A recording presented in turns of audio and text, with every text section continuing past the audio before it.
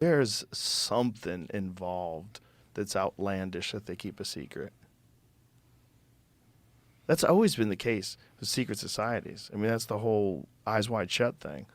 That there's some freak shit going on behind the scenes to anybody that really wants to control everything. You don't just want to control everything. You want to control everything so you can get away with some freak shit too. Right, I'm saying, but these Epstein-like characters have existed throughout history, whether they were kings or what.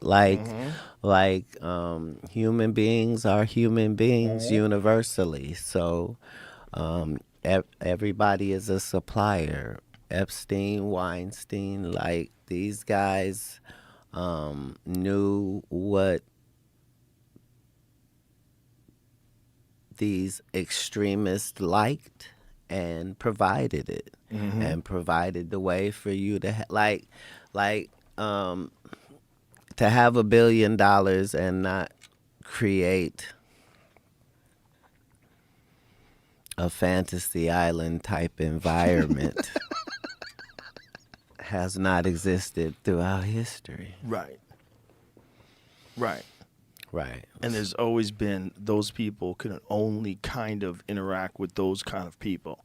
When you reach that certain level of wealth and global success, like you're a Bill Gates type guy, how many guys can Bill Gates hang out with?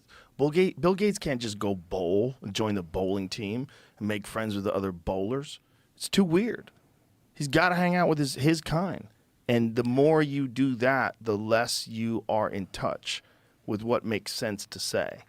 And that's when you see them saying the most outlandish shit, because they don't recognize how regular people are going to react to what the fuck you're saying.